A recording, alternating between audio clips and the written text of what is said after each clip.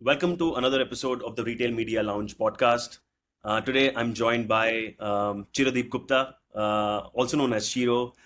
He's my senior from B School, a very dear friend, a mentor, and also has spent the last 2 decades in building, media ecosystems across the world, and especially in APAC, and also has spent a lot of time in helping brands, build their media strategies.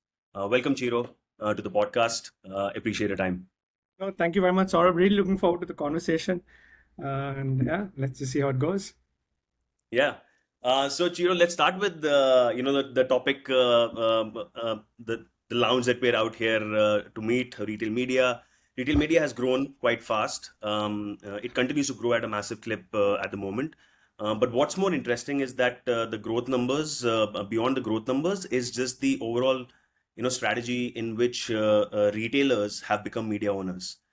Brands are becoming performance operators. You spend a lot of time in that domain. And the line between brand building and demand capture or demand generation seems to be blurring. Is that a phenomenon that you have experienced firsthand?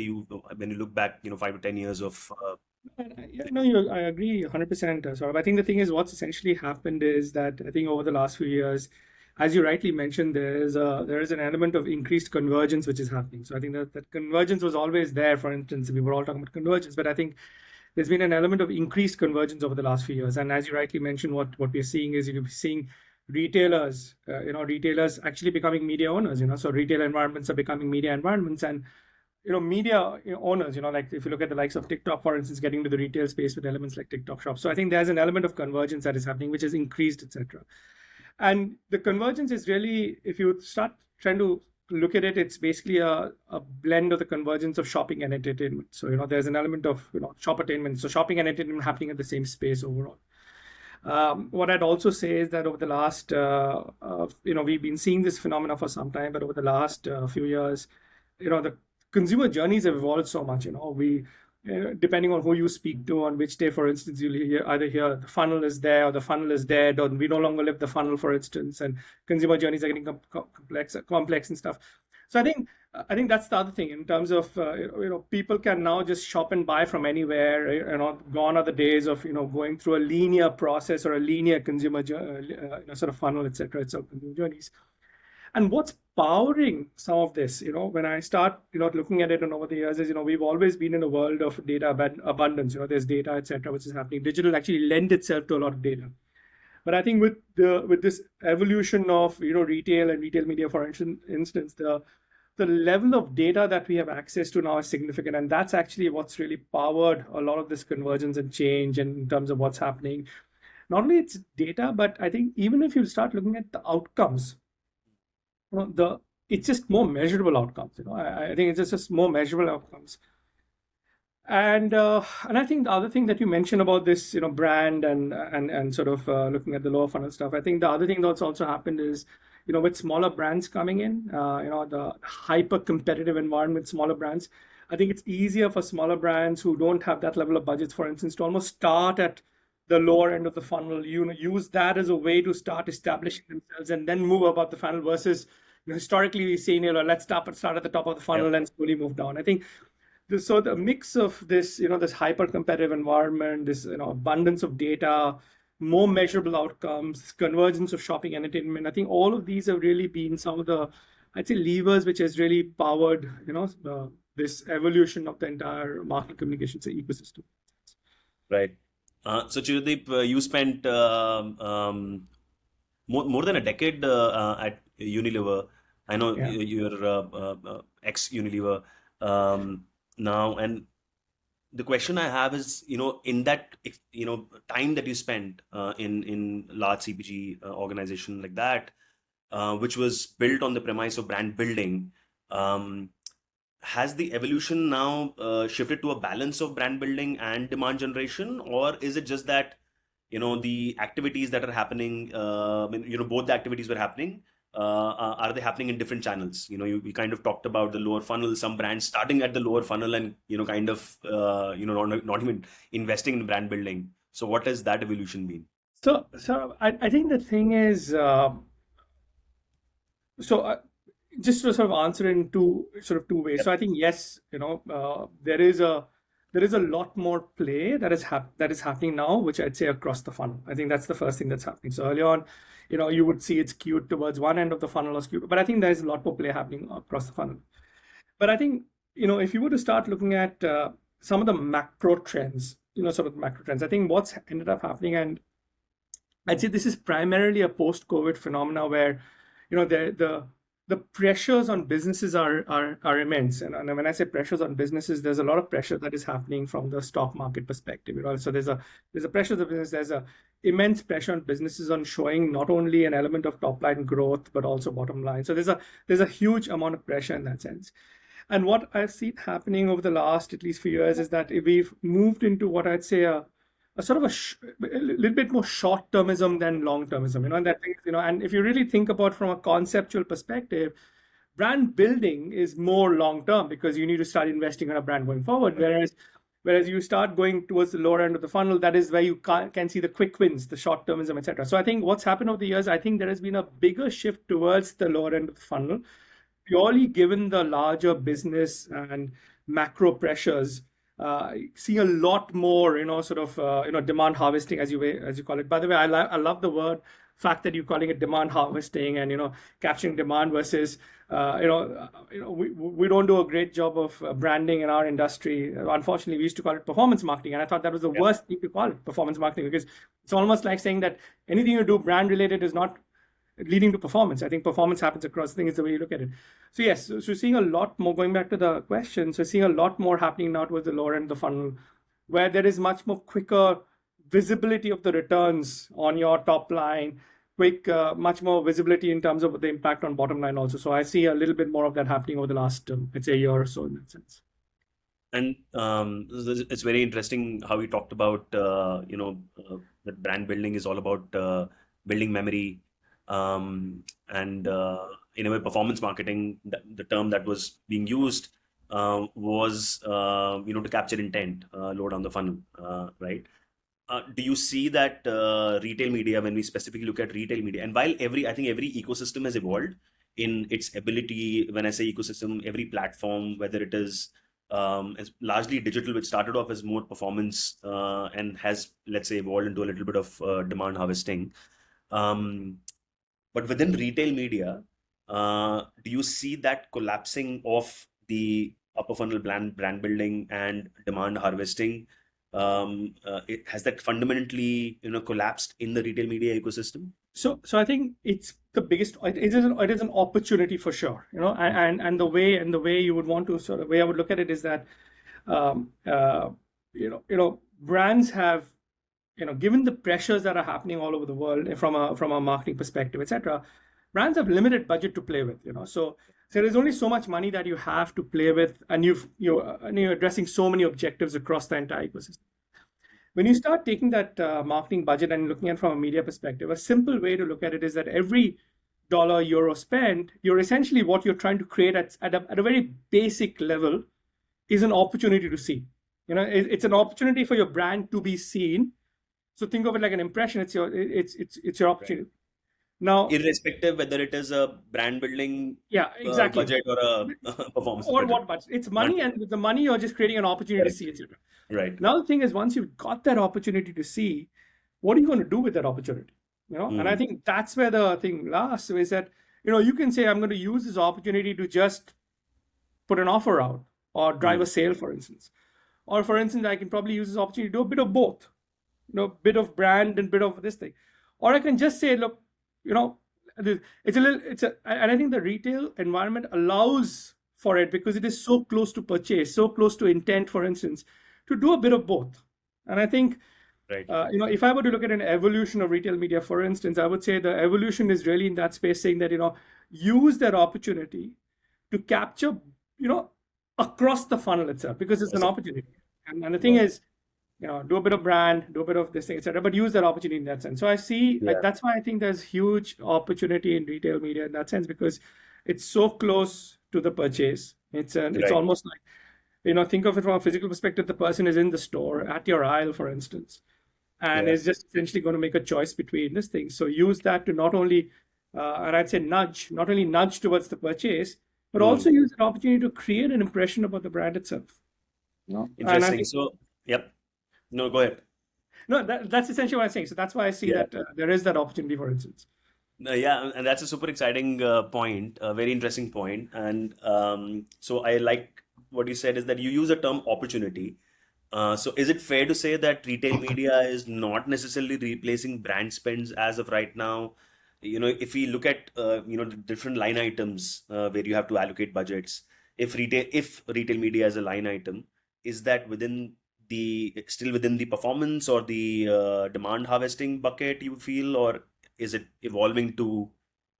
So, so again, that's a very interesting question, and I don't think there's a single answer that sort of applies to that, because I think it varies from organization to organization, right? So, Right. there are organizations where the retail relationships are purely owned by trade, for instance, and there is clear demarcation of that Mm, budget itself, and that's really about how trade uses it for, think of it from perspective of negotiating, even like displays, negotiating space itself, and looking at this. There are organizations which have looked at this as, let's not look at this as a separate bucket itself, because at the end of the day it all goes towards finally driving that sale itself. So mm, let's look at it a mix and match of both, and there isn't too much of demarcation in that sense. I think so. I think it depends on organizations. It depends from organization to organization. I think if you would ask me from personal point of view in terms of where it is, I think uh, the more you look at your entire budget and the marketing budget in totality, it allows you to optimize the different levers. As soon as you start changing the ownership mix of it, your leverage for moving monies around the entire thing. So for instance, today you're seeing this element working. At the end of it, it's a channel, it's a platform. right. You want to keep ensuring that you're optimizing or moving your monies around accordingly. As soon as you start saying the ownership is going to stay in separate pockets, separate places, that leverage of moving the money around starts diminishing in that sense. So I'm a big believer that keep it in totality. Look at Right. retail media almost like another platform in the marketing mix, in the channel mix, which does both, works across the entire spectrum, and leverage it. Of course, when you're having the conversation with the retailer, it obviously makes sense to have your trade partners or key account managers who are working with the retailer next to you and having that conversation together. But Right. just in terms of oversight of optimizing the spend, the more you look at it in totality, the more flex you'll have, the more opportunity you'll have, and you'll get the most out of it. Got it. Um, and so today, just like if a retail media network or a platform walks into, to an advertiser, to meet an advertiser or let's say an agency even, um, what happens internally? Like, can you give us some interesting, perspectives of, who debates it? Who's the lead? So you talked about various stakeholders. Who's the retail media owner? Who's the trade relationship owner? Who owns the budget? And more importantly, I think for this community is like, what has to be true from the retail media network's offering standpoint for it to be a scalable conversation. To your point, that you're optimizing for the whole rather Yeah. than just for a specific thing. So again, I think the thing is there is no single answer as to No who single owns answer. it, Yep. etc., because purely it is a function of not only organizations are also a function of the location, the geography, because in terms of the Yeah. retailer presence, for instance, even it's a function of how the retailers are set up, because Yeah. not all retailers have separated out. Some retailers have it all together. Not all retailers have a separate, say, an advertising team internally and a sort of a trade team. Some people just have one team doing both of it. So in Right. that sense, depending on that, it just keeps mix and match across all of this. I think from a retailer's perspective, and I not only say this from a retail media perspective, but even if you have like large other media plays, for instance, I say that is that if you really think about it right now, and we talk about one of the sort of buzzwords in all of media is fragmentation, and say, okay, the Yeah. world is getting more and more fragmented and even more fragmented, and you're just cutting and slicing and this. So that's from a consumer perspective, right? More often than not, what happens in all of our conversations, we're so engrossed with platforms, etc., we forget the consumer. Like, the consumer at the end of the day, is in a fragmented ecosystem. But you've also got to think of it saying that, look at it from two aspects. One is that in this fragmented world, where just fragment, what drives brands and growth, etc., is consistency. So the more consistent the brand shows up across the entire platform itself, the more it is in that sense. So I think consistency is probably you know, is how you build brands. The more consistent you are, the more standardized your messaging is. You stick on it. That's how you're going to build the brand. That's going to be the thing. So even from a retail media perspective, you got to think of it from that marketing manager, the brand manager who's sitting and who's creating the communication. Is creating it for across the platforms.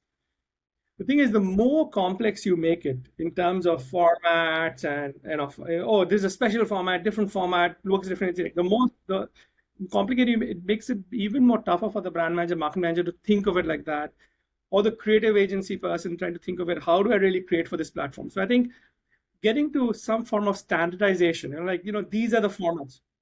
Right. Have some standards on terms of formats. Of course, innovate because that's where your differentiation comes. But at least get to some basic standards so that you're not making life complicated for the brand manager or the marketing manager on the other end. To say, okay, now I've got to think of something which will specifically only work on this platform. And that's when you start thinking, okay, what's my return on effort? I'm going to be putting too much effort. Is it that incremental in that sense? So I think from a retail media perspective, the more you sort of drive, get to standards, simplify it for the marketing manager, brand manager, provide the opportunities. It's just going to be easier in that sense. And I think the other thing that I think retail media networks are sitting on, which I think is a gold mine, is the data itself. So and what are you really doing with the data? Are you leveraging the data? Are you bringing an element of the data back to the brand and marketing conversations? Because I think that'll also help unlock a lot of opportunities going forward. Is the answer to so retail media is still if you look at budget allocations by specific properties or specific retail media as a channel, it is still a smaller percentage of the total media mix, right? Is that fair to say right now today? If you classify retail media as a smaller part of the media mix? Yeah, if you look at it from an overall advertising perspective, again, there are large retail. I mean, it's about whether you want to call Amazon retail media to a extent. I mean, that's probably the largest pie of retail media in the mix itself, really because of the size. If you look at it from an overall perspective, it is still a smaller pie in the mix of things in that sense. So it's a smaller pie, and as you also rightly said, it is also getting fragmented, right? Like retail media, there are a lot more retail media networks in the last 2 to 4 years than there ever were. The formats within the larger platforms, non-retail media platforms, those have exploded as well in terms of different types of formats, whether it is YouTube Shorts or TikTok as a channel. So it is a very complex task, to your point, for the advertiser to establish themselves, in a manner which is a scalable manner. So you talked about format, standardization to one of the pieces of potentially keeping that scale, right? So you can be in more places. But what about budget allocation? Like, does that budget allocation get driven by, you talked about data, so does that get driven and more uniformly distributed by where the consumer is based on the data? Or are we doing a spray and pray with consistent ad formats, but across thousands of destinations? Because that doesn't seem possible, practical either. Agree, and again, you can obviously get to a standardized way of answering this, but I think there is no standard answer in that sense because it also depends on it. I think it varies from category to category. It also varies from the size of the brand. For instance, in a certain market with a small brand and a large brand, I think generally ideally, I'd say, and I go back to fundamental laws of growth. If you ask me in terms of if brand needs to grow, where is that growth going to come from? And the growth would essentially come from recruiting new users in terms of where you get new users in the category, getting current users to consume much more than what they're doing, and also you can look at new benefits and new ways of trying to drive that thing. So I think the starting point generally of all conversations is and it has to start with the consumer. It has to start with people, right? Then so where are my consumers, for instance, and not only where are they, but what's the sort of time spent on those platforms going forward, etc. So you look at it from those lenses in that sense, and that's the reason generally you would find right now social being sort of almost like a dominant channel in that sense, purely because people are more on the social platforms consuming, etc. But I think that becomes a starting point, saying, where are people? Where are people spending time? And that's it. And look at it from that aspect. And then it's a function of, okay, here and then, as I say, and like it's all about the nudges, like you start essentially exposing people to communication, and then it's a nudge towards that purchase itself. So I think that's essentially where it happens. So I'd say that's the starting point. The starting point is, where are people? Where are people? Where are people? What are they consuming, etc. And I think that becomes where function of the larger budgets goes in that sense. So where are people? What is the brand's objective, and what are the outcomes as a brand looking for? That should be the ideal way of ideal way of almost a starting point in terms of what the budget like where to spend and how to spend in that sense. Got it. Okay, nice. Let's get a little bit more, specifically going into this area of friction, fragmentation, scale problem. So retail media networks, lots of them mushrooming across the world, operationally highly chaotic, multiple portals, different metrics. You talked about the data, right? So what are some elements that can help retail media providers, retail media networks, achieve a larger share of the advertising dollar, empowered by their data? Is there also measurement, would you say, is an area that can help them kind of get a larger pie of the puzzle of the total budget allocation? Or is it also the ability to impact brand metrics like we talked about earlier? Yeah. So I think finally, ultimately, from a brand's perspective, is am I selling more? So that's the thing. It's revenue. It's a revenue conversation, and of course, you look at other metrics which are slightly more longer term metrics in terms of what's happening from a brand perspective. Am I growing my awareness scores, my equity scores, for instance? I think the thing with retail media is, I think there's a couple of elements on the measurement thing, and I was just sort of trying to reflect on it. And maybe it's not the right way of putting it, but I think that broadly there are, I think, two elements of measurement if you look at it, two sort of worlds of measurement if you look at it. I think there's your historical, for instance, MMM studies, which is your marketing mix modeling studies, which looks at etc. I think the good thing with marketing mix modeling is that you can actually work with a slightly more longer term data. You can put a lot more elements in the mix itself. You look at it, but I think what happens with marketing mix modeling, it's essentially looking at the past. You're modeling the past, and then you try to predict the future. And like, how far back do you go? Sometimes you like, this channel probably didn't exist. Then how do you think about this thing? So I think that there are some pros and cons of marketing mix modeling also. The other world you look at is really attribution. So you look at a MTA sort of this thing is multi-touch attribution. Is like what is really leading to that sale, that conversion that's happening at that level. And more often than not, what tends to happen is that some of these platforms, for instance, lose out because you say, oh, that's the last click, because it's so close to the conversion itself. You start not valuing that, etc. So I think there are pros and cons of the measurement itself overall in that sense. But I think if I were to look at the levers, and the thing is, the levers that I'd look at it as, you want to look at it across the entire process itself. So it's not really about saying that this data or that data, etc. So the thing is, I think the first bit of data comes in around the allocation part, which is the where am I spending my money? That's the first bit itself. So there, what helps? What helps is any audience level data helps. If there's any strong level of understanding of the audience itself, what has the audience done? There's historical interactions, etc. Anything which helps drive that conversion, that get into the plan part of it. I think that's the first part, is figure a way of getting into the plan, getting into the mix itself. That's almost like stage one. Then the next stage is, once you're in the plan, etc., there is an element which I'd say is the optimization part of it, which is almost in between thing, which is, I'm in the plan, we're now spending on the platform itself. What are my levers of optimization? Is there a lever of optimization at all? Whether it's it's format level optimization, whether it's format is one thing, whether there's any other levers of optimization. So I think that's the second element of it. And what are the opportunities that the retail media platform offers when they're optimization stage of it?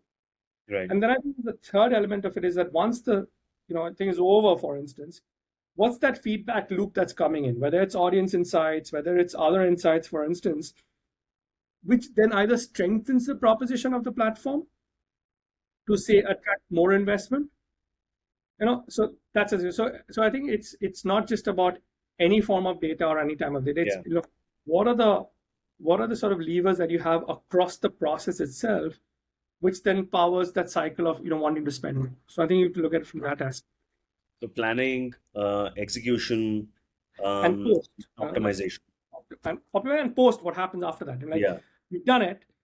So what have you learned from the thing? Is there stuff that's coming in, etc., going forward? And And mhm. then And do you think the expectation of the advertiser, having experienced,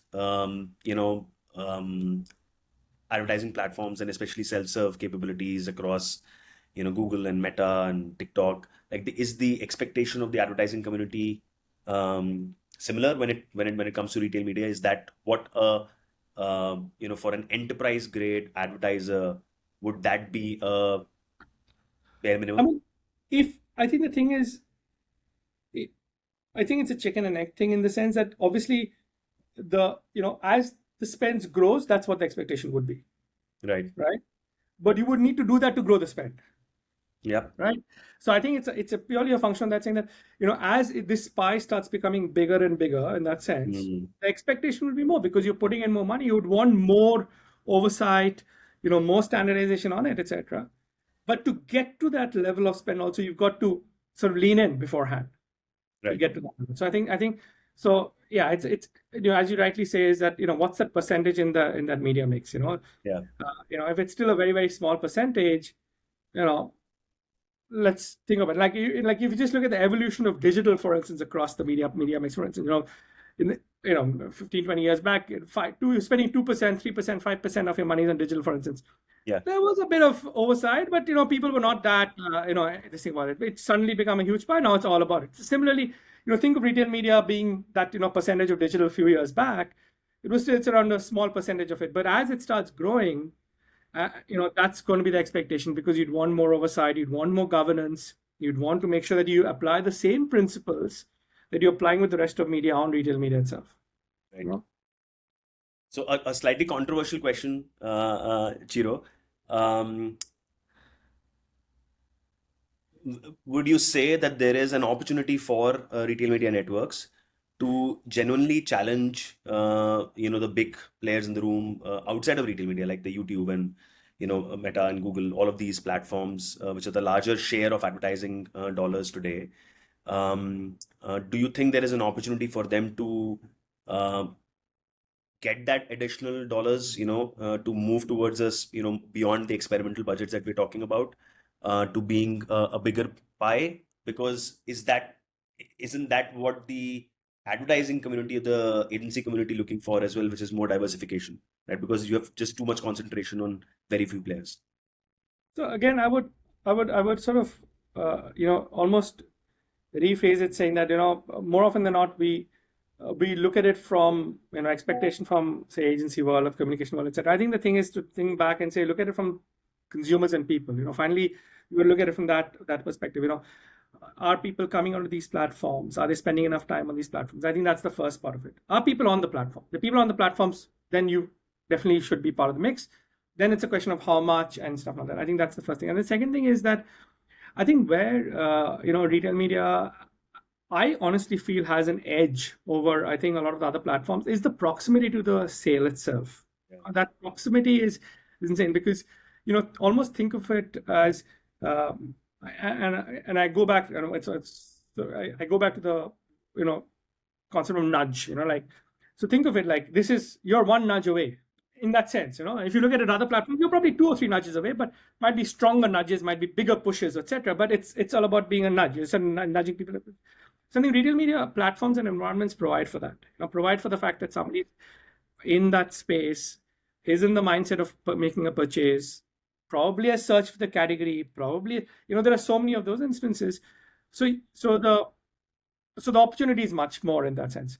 But the thing is, not every visit, and this is the other thing is that not every visit will convert into the sale itself. That's the other thing. Right.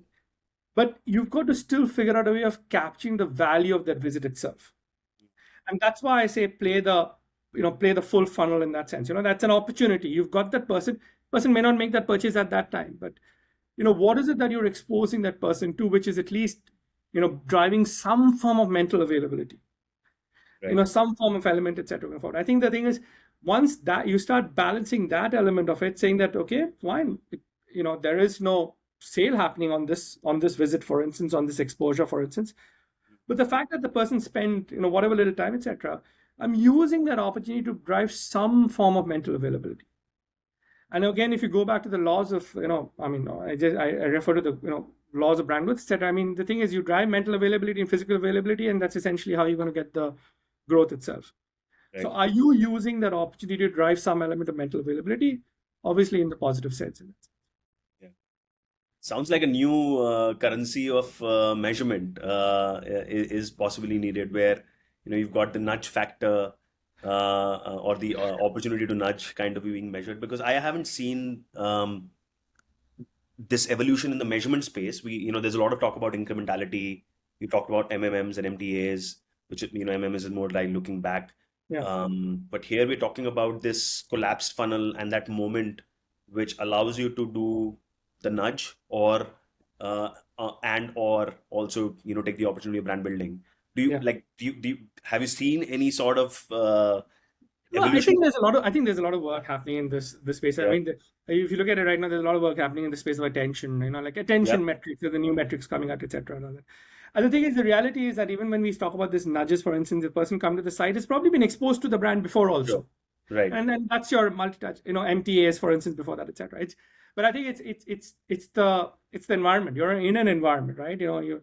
And I sometimes sort of link it back to, forget the retail media, online retail media, but just think of it from a physical world perspective, right? Mhm. The Yep, person who's in the shop in the aisle, you know, the product is the best form of probably driving mental availability. You see the product, that's the best thing. You yeah, may not make the purchase, but the fact is that you've driven some form of association, remembrance, etc. Going forward. Now, using that same analogy on an online space, right. and looking from this thing, I, yeah. Would you then say that omni-channel retail media networks are better positioned than purely online retail media networks to win the larger share? So I think the omnichannel offers more opportunities Hmm. for the interaction.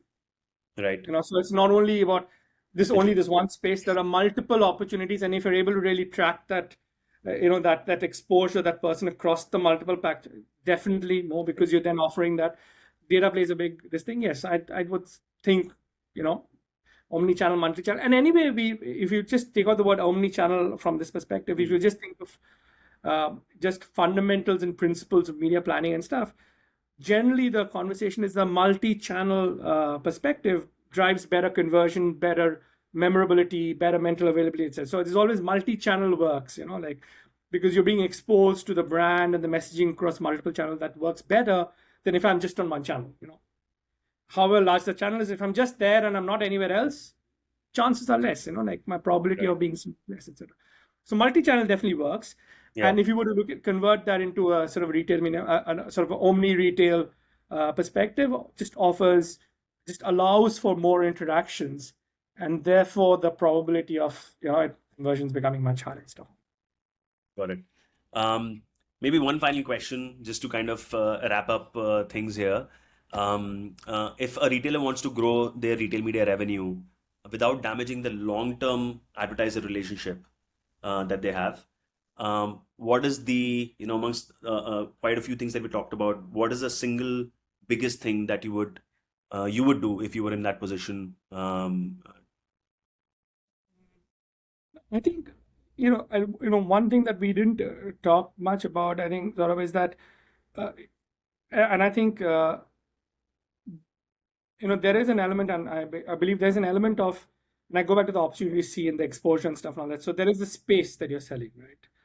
But there's also what you do with that space, or the search, or the format, etc. And I think that I think there is opportunity in terms of being really creative and innovative with what you say also, and like how you say it, and like the opportunity in that sense. So I think the thing is, as retailers try and look at it, the more they you know obviously product listing and all of that thing, search and everything else is good. But from a format perspective, if there's a bit more, if the Creative. depth of interaction, if the depth of interaction with the person coming is slightly more than, it being very superficial at this stage, I think that itself will drive some format of, a better, response back from advertisers. I think the depth is the thing. The other thing I really think is I think the data. I think at the end of the day that we had so many conversations. People talk about identity and identity graphs and sort of having. But the thing is that sitting on so much of data, this data is so close to conversion, product understanding. I think the level of understanding of people on the platform is good. So how do you really use that data to make it more custom, exciting, etc. going forward? And the thing is, you want it to be exciting. You want that environment to be great so that people are spending more time in interacting, etc. Because I also feel that if people end up spending a bit more time on these platforms through whatever means or format, chances are that they will end up probably purchasing more or buying more, etc. Right. So how do you bring that same conversation back to an advertiser to a certain extent? Right. And then, of course, you use the data for whatever, retargeting, upselling, cross-selling, and how do you sort of grow the category? Because I think it's a win-win for both retailer and advertiser if the category also grows and the brand also grows. So I think it's a win-win across both of them. So, what are they doing to really drive, a bigger presence of the category and therefore, and also a bigger presence of the brand in that category. And I think that's essentially where it will go. Got it. I'm surprised that we went through a fairly long conversation without even talking about AI even once. So I do want to talk about AI. That's like Yeah. a bare minimum requirement to Yeah. 2026. Yeah. And very specifically, what's happening in this commerce space, with AI agents coming up, and we've seen, OpenAI making big moves in that space. Google, enabling capabilities around enabling, payment systems to be enabled to be for agents to kind of do the transactions. What is your prediction? Like, do you foresee, I've had conversations with where some retailers are actually thinking that the consumer may no longer be, coming down to a retail media ecosystem, and it's going to be their agent that is actually going to be doing the purchase. Where, how do you see that in terms of the evolution of the space? What is your prediction for consumer behavior, and hence what could be the impact that brands should be conscious of? So and because I was just at a session yesterday, and I think the one area where I think there will be, I think it's still early stages. I think where there will be an impact is this entire space of geo, like generative AI optimization. That entire geo space, Yeah. SEO geo space. I think that's a space where brands will need to look at very quickly because gone on. We're moving away from the thing of like just putting in a few keywords there and looking at sponsored search, for instance. There are these agents which are throwing up stuff, and the implication of that for brands as they start looking at their websites, because I think websites are going to come in, their presence on other platforms like say the Reddits and the Quoras of the world, videos. I think the thing is, I think brands will have to start looking at that a bit more uh, in terms of, and therefore even in retail spaces, for instance, if that's essentially where the response back from the agents are going to come from, the geo perspective. So looking at geo optimize, like really the optimization in that space is something which I think brands will be looking at over the next, I'd say the near term, as this place goes. And I think that's the immediate impact in that sense. You can also see that even in shopping environments now there are agents, right? Because the Yeah. Yeah. recommendations are coming from agents. How do you start getting into that mix is going to start becoming more and more important in that space itself. So I think yes, brands have to look at it, look at their entire content space, content strategies. What are they doing across even the influencer space, for instance, because a lot of that content is coming from there, and Yeah. that space. Like, take from there. Amazing. That was a super exciting conversation. What I'm taking away is that retail media is no longer about capturing demand. There is absolutely a need for retail media ecosystem to have to present a higher opportunity to see, to have the consumers, as you rightly said, consumers need to be there. but take that opportunity to nudge, given that you're in that ecosystem of or in that moment of Yeah.